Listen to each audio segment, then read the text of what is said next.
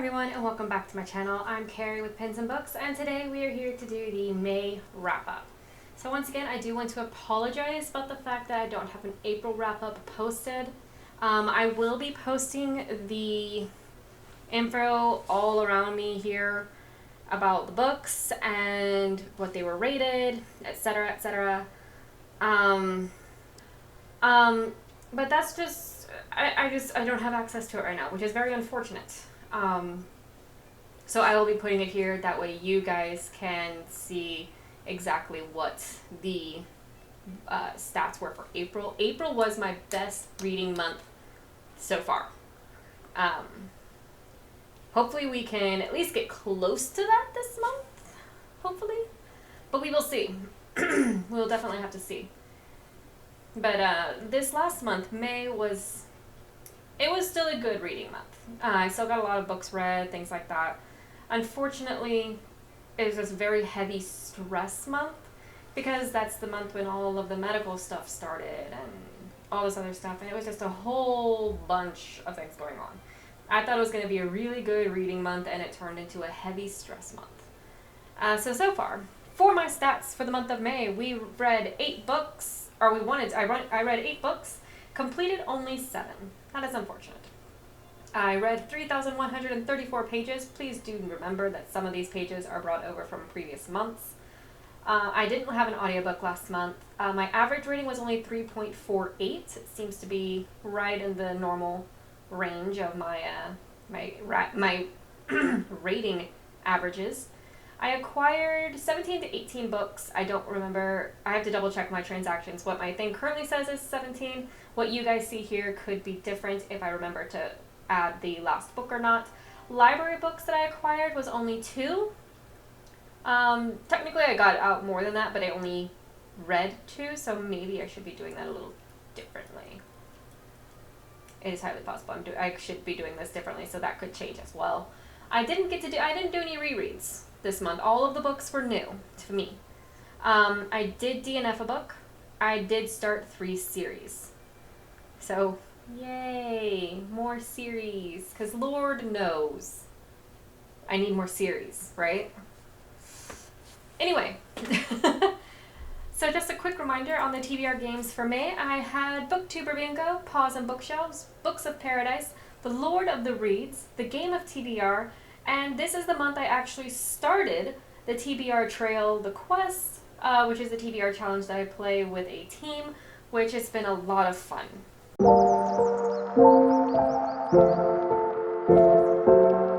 First off is going to be our casualties. So the casualties are going to be the books that I unfortunately did not get to, but I really did want to. It's just the luck of the draw. Again, it was a heavy stress month. The first book on our casualties list is going to be Eldest. Eldest was going to be with the Smaug prompt, which was to read a book but had a dragon in it. Technically, there could have been other books that I had chosen. I could have chosen To Dance with Dragons because there are dragons in it, but they're not really the main focus. They're not prominent in the books. Considering the title, you would think it'd be prominent, but it's not. The title goes along with something that happens in the book. But so, unfortunately, this did not get read. And not only is she a very hefty gal, it just, again, heavy stress month. I started a new challenge. The next book on the casualties list was a library book called Chasing Fire. This was one of the TBR challenges prompts to read a book about a firefighter. We actually got lucky. It was actually kind of funny because our activity was to take a picture with the firefighter at the fire station, something to do with firefighters, because the entire team was super excited about this prompt. I was not privy to that live stream because I didn't start the challenge until like May, which is about midway through. Not midway, but at least a week. They were already a week into their thing. By the time I saw the live stream and knew the activity, Firefighters Day, which was in May, had already passed, and I didn't have a really viable reason to go and just like make cookies and take them to the firefighters, which is what I'd wanted to do. But it is unfortunate. I didn't see the live stream until that night. And I was like, opportunity gone. Although I could have done it still. But it is what it is. But yeah, so I will post the picture from the activity, I will see if I still have it. I should. If not, I should be able to download it from the Discord. But so this, the book and the activity, I didn't get, as you can see, I got to the activity, but I just didn't get to the book because it just, again, lots and lots of stress and just a whole bunch of stuff going on. So the third book on our casualties, it was a Lord of the Reeds prompt. It was Oakenshield, which, as you know, has to have an animal on the cover. And I chose the same one we did this month, which was A Day of Fallen Night.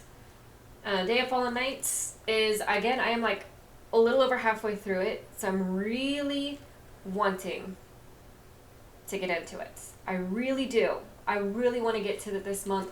I did read a little bit of it this month because I was going to change the way how I read some of my books because I had so many that I'm currently reading on this TBR this month.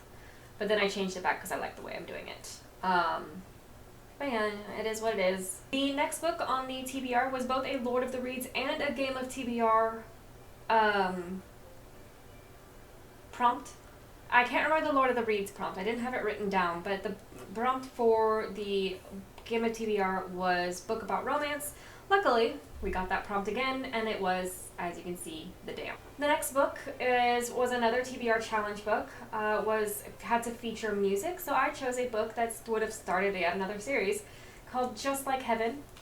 Just Like Heaven is written by Julia Quinn, who is a very popular for her Bridgerton series, as well as her Rokesbees, I want to say. She might not be as popular for those, but those are the Bridgerton prequels, and I highly recommend them because I have read at least one of those books, and they are magnificent. I loved it. But again, I just didn't get to it, but the book had to feature music, and the main female protagonist in this book was actually in an orchestra playing the violin, so she fit perfectly. The next book was a Lord of the Reeds prompt. It was the reward book, which once again, I had chosen The Eye of the World. Again, I'm over halfway through it, not by much. Yeah, not by much. But I am over halfway through it. I really want to finish it, so she keeps coming back. And the final book on our casualties list it was Game of TBR prompt. It was to read from a disabled author. Now, I did not know this about this author. I have read several of her books, and I've loved her books, but I didn't know that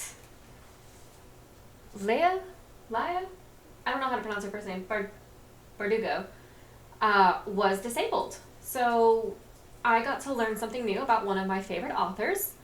And unfortunately, I did not get to this book, but this is the second book in the Alex Stern series. And again, absolutely enjoyed the first book. So I'm really, really excited to eventually get to this because this is the final book in the duology. But just didn't get to it.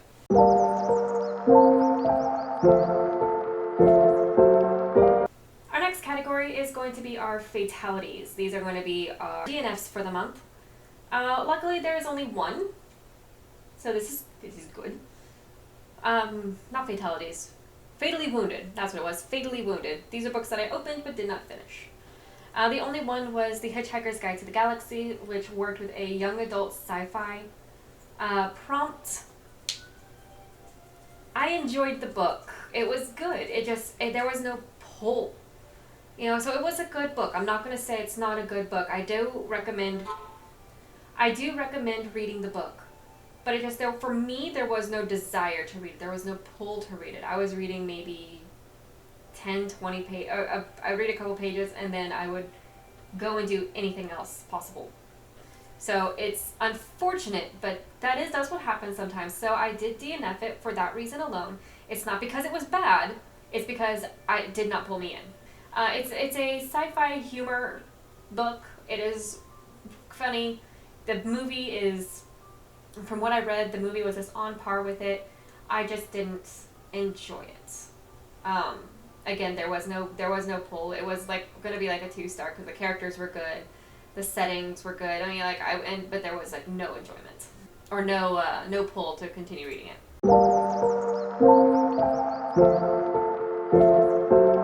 Next is going to be our survivors. These are going to be books that I did finish. And whereas usual, we're going to go from our lowest rating to our highest rating. yeah, it did not go well. So I'm gonna actually I'm gonna do something new. I'm gonna post a picture of my ratings here. As you can see, I had a rating of 0.25 on a book. And then, of course, we had our highest rating of 5 stars. So let's dive in, see what those books were. This was a TBR prompt of, if I remember right, it was from Timber. It was to have the lowest rated book. When I went into it, it was rated a 2.5. I actually don't know if it is rated, I'm assuming it's rated lower now. I'm actually pulling it up so I can look at it. I did not like this book in the slightest. This is my lowest rating of 0.25. This should not have been published. This was self-published. So, and I applaud the author for writing something that they truly loved. But no. This was absolutely awful for me. There was no pull to it, but I really wanted to complete the challenge of the Timber challenge. I really wanted to complete the thing. I didn't want to have another book on top of another game on top of it.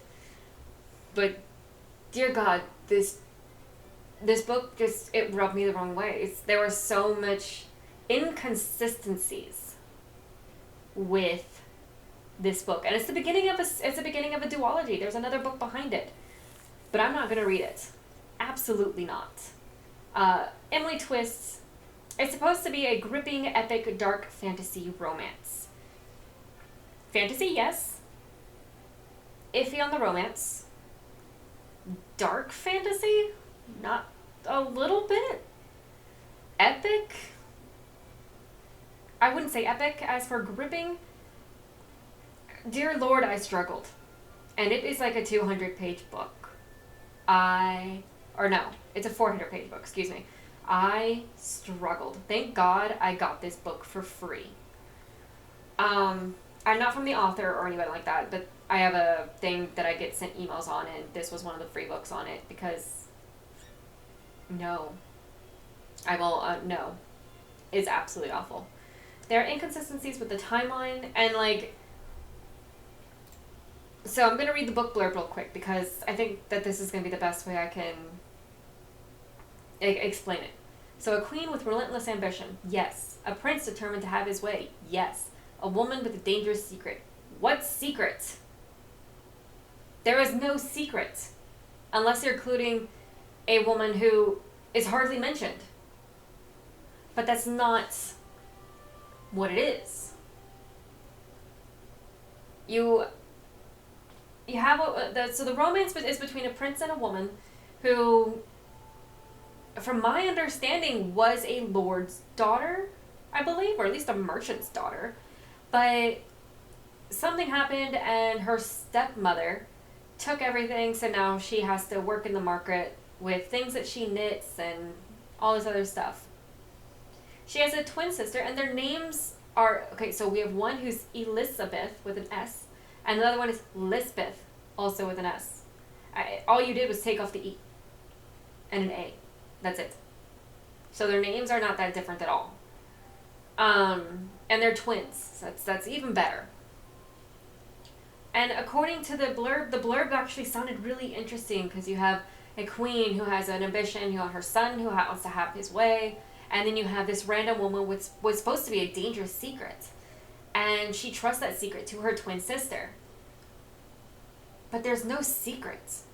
No secret was revealed. And in this, it makes it sound like she's already married. Like the romance is already done. She's wooed and won the prince. But they don't get married until maybe 3/4 of the way into the book. 3/4. They don't meet until about a little over halfway. There are several different point of views, which are all good. Which is good, because I really enjoy that, because I'm always wondering, what's the point of view of someone else in the book? But no. I couldn't do it. I will not be reading the next one. Emily Twist did post this book. I think this was a self-publish Actually, it says it was done by Regent Supreme Publishing, so I'm not sure. But I just, no. I cannot recommend this book to anybody. So I apologize, but there's just no way. So our next book was Blood and Secrets. This is a 3-star book from 0.25 to 3. We're going in the right direction here. Blood and Secrets, I think I wanted to enjoy this book more because it is Dark Academy, and which I really enjoy. As a fantasy, it was more of a fantasy, no, not fantasy romance, sorry, this was a, no, actually it was a fantasy romance set in a world that, it's not like it's set in Missouri or whatever, it's not in our world, so it is definitely fantasy. And I did enjoy it to a point. Like, I loved the beginning. It starts off with the mystery and the intrigue of what's going on. Why does the main character have amnesia? But the ending, the start was a 5-star. The ending was a 1. Somewhere in the middle, it just lost it. The characters were okay in the beginning, and then you get the feeling that they're all very flat. Even your main character is very flat. The settings were pretty, she was very good about, Serenity is very good about explaining your settings. The plot kept me interested. I was interested and I did enjoy it. But when your characters are flat and it just, I didn't enjoy it. I am debating not finishing the series when it comes out. Hopefully it can get better. I'm really hoping it can get better. Because the way it ended, it definitely left you off with a cliffhanger. And again, I really wanted to enjoy it more, but the characters were just way too flat. Especially the male, it's supposed to be kind of like a reverse harem, so you have one female protagonist and several male protagonists. And I wanted to enjoy it more, I couldn't give it more than a 3. And Secrets actually worked with my game of TBR, which was short book. oh my god! I could have started somewhere, oh my god. I didn't put it on the board, so I didn't, Mother trucker. Now I'm mad at myself. Alright, so the next book was actually the final book I read in the month. It was Wicked Fox. This was the TBR challenge. We had to read based off a randomized continent. And the continent we rolled was Asia. So when I started, I thought Wicked Fox was going to take place in China or Japan. Simply because Kitsune, those are typically where the nine-tailed fox is, in my mind, either in China or Japan. I was wrong. It is also in Korea. So I got to learn some new stuff today. I apparently didn't. I'm actually looking at the blurb of the book now. Apparently, I did not read the bolded part of this book blurb that says, a fresh and addictive fantasy romance set in modern-day Seoul, which is Korea. I feel a little stupid. But again, so much fun. I actually really enjoyed this book. The beginning is a little slow. There we go.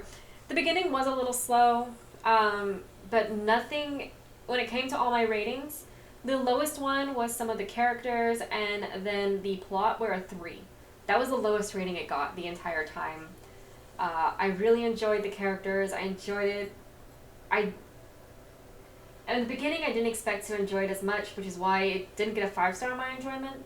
But it did get 4 because it does pick up, and it's like, oh, this is really interesting. And then the way it ends, it definitely leaves you wanting to know more about the next book.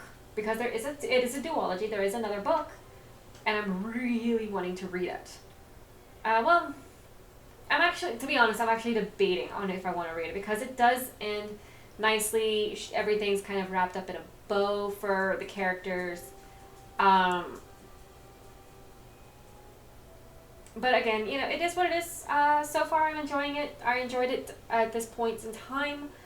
But yeah, so not much I can really say about Wicked Fox. It takes place in Seoul. You have one character. Your main female protagonist is a nine-tailed fox. You have your male protagonist, who is human. And of course, that doesn't normally work very well. And this author did extremely well with the characters, with the book, everything, um, which makes me want to read the next one. But with the way it ended, but except with the exception of like that last chapter, the way it ended, it wrapped everything up perfectly. Everyone got their happy ending, which is kind of like what you want out of a romance. I had put it as a magical realism and mythology sort of deal. I didn't really focus too much on the romance. But yeah, I really really enjoyed it, and again debating if I want to read the second one. I might do it just to kind of finish it, and because it was really good. Alrighty, so the next book got a rating of 4.25 stars. This was for a Lord of the Reeds prompt. Says Flame of the West, and it was Our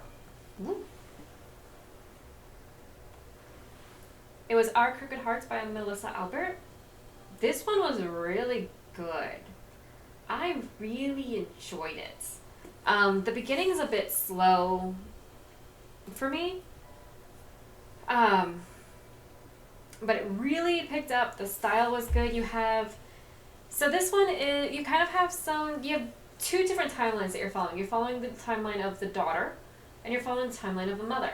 But the mother is 16 in the timeline that you're following.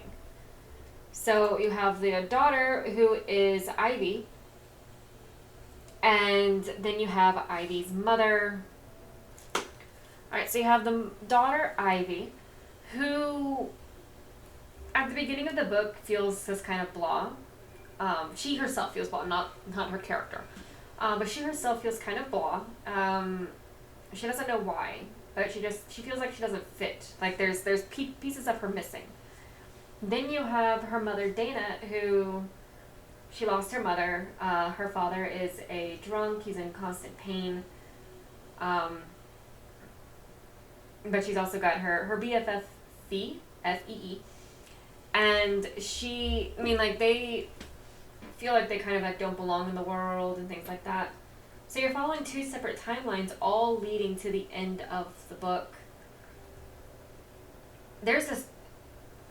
It's really good. So this is a magical realism. It takes place, I don't fully remember. It is magical realism. I know it takes place somewhere in the actual world. So like I said, it's magical realism. It takes place somewhere in our actual reality, and it is gothic. I believe I put the subgenre as gothic instead of horror, because in my mind it wasn't really horror. I'm horrible at saying that word. But it was definitely like a gothic type of story, type of genre, and then of course, like I said, magical realism. Like I said, I really enjoyed the book. My enjoyment on it was a 5, like the whole way through. It pulled me in, and it didn't stop pulling me in. The lowest rating that I gave it was a 4 on the start of the book, the characters, and then the setting. Maybe, I don't know. I'm not really a suburban type of person. But again, they did very, very well. Melissa Albert just did absolutely amazing with this novel. In fact, the little blurb on the back of this one says, "We didn't wonder where the magic came from or why it worked. We never asked ourselves, is this ours to take?" So it definitely, if you look at the back here, there's actually a symbol for witchcraft, so you definitely have witches. Yes, I thought this was going to be an Alice in Wonderland kind of retelling, because, you have the rabbits, and even with all the magic and stuff, you would think so, but the rabbits have a different significance, and that's I highly recommend this book, because it's just absolutely amazing. The next book in our lineup is a sci-fi dystopian. The prompt that it went with was from the TBR challenge. It had to be a paperback, which this definitely is. When I got it, it was actually partially damaged due to water, so it doesn't look the greatest, but it is a very good book, and that is Ready Player One. Ready Player One is actually a... No, the Hitchhiker's Guide was supposed to be an adult, not a young adult, because this is young adult. That's right, my apologies. Hitchhiker's Guide to the Galaxy was an adult, not a young adult. The prompt was for an adult. No. Yes. I don't remember. Either way, this is more of a young adult sci-fi. The entire world, it kind of went to crap. And the way that people are the way that people work, even in their day-to-day lives, they all work online. 90% of the people work online. But you also have this quest in the entire book as well that is really kind of, like you can get like a lot of money at the end of it. And it was a quest by the creator of the Oasis, which is this virtual online world that people can participate in. They even have school in this world, and it's virtual. I mean, like, you have like gloves, so where you can actually feel what you're picking up. You have, of course, the screen on your, oh god, what's it called?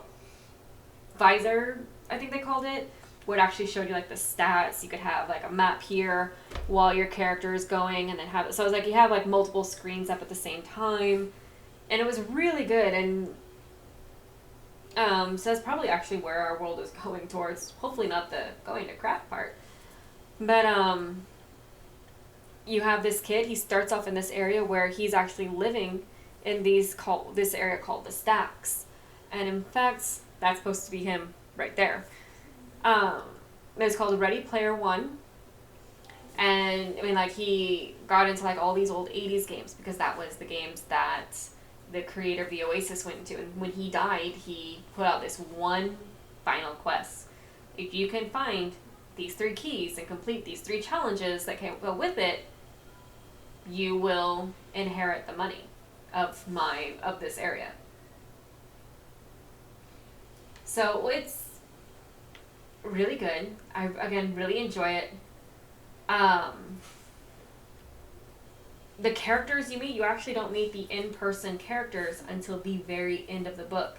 So you know their avatars. I mean, like, you got 5 total characters. So there are 5 total characters. They're called the Big Five for a while, and then something happens to one of them, and the Big Five just dwindles down. It is really, really good, this book. I actually watched the movie before I had read the book. Nothing like it. The book, first off, is 10 times better. Of course, as it always is. But the book and the movie, if you've seen the movie and you have not read the book, read the book. Read where the inspiration came from, because it's nothing like it. Like, the romance that's very prominent in the movie, basically, there's a moment when it's prominent in the book, but it's not overwhelming. It's not overlapping anything. It's not overwhelming anything. At some point, it actually disappears entirely for a brief moment, and then it comes back at the end. Sorry. But again, excellent book. Read it. Excellent movie. The movie was great too. But they're definitely different from each other. The next book is our 4.75 star rating. So close to being 5-star, but she didn't quite make it. This had a dual challenge for it. This was my Fable book for this month and last month, so May and June. And it was also on the TBR challenge for being over 1,000 pages, which was an extra hard challenge. But the team got into it. I was already halfway through it because I had started reading it in January, and then I stopped it about midway through. So by the time I picked it up in May, I was already halfway through the book. Things were coming back to me fairly quickly when I was reading it. But that's going to be A Dance of Dragons. I know you guys can't see it very well. Hopefully... You know what? Why do I always forget my light? So, there you go. Now you guys can see it. So, A Dance of Dragons by G.R.R. Martin. And now, I am in the same place as everybody else. Waiting for the Winds of Winter. And now I know why everyone's annoyed. with the TV show specifically, not so much with Martin. I'm not annoyed with Martin. Writing a book is very challenging, very difficult. I should know. I'm in the process of trying to write several, including one with my boyfriend, and he's further along in it than I am because he's a pantser and I'm a planner, and it doesn't work well. Either way, absolutely loved this book. The part that made it not 5 stars was the fact that my enjoyment did wane.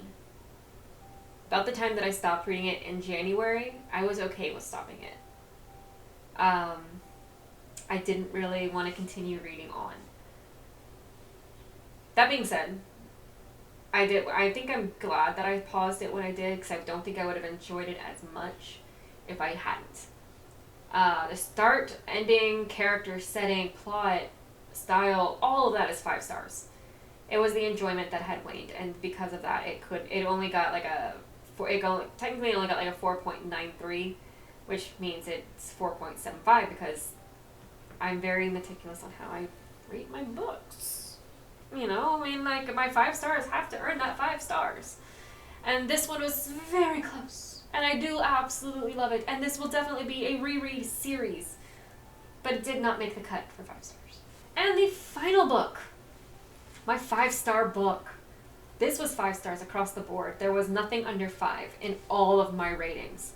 This, again, was another dual challenge as well. This was an A-star read viewer prompt, as well as a TBR challenge of a free pick.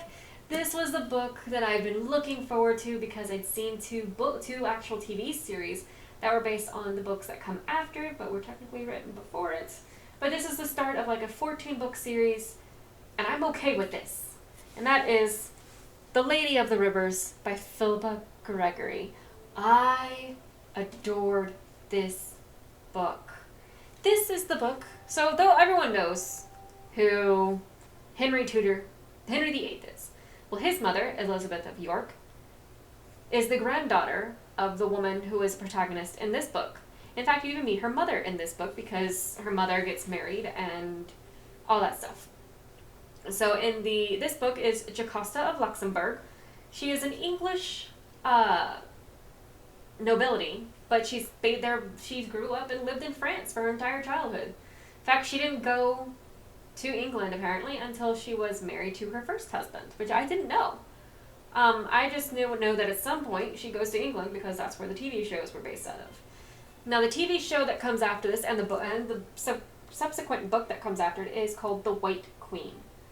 Now, the TV show actually puts together the White Queen, the Red Queen, and the Kingmaker's Daughter all in one little bundle, so that way you have more in it.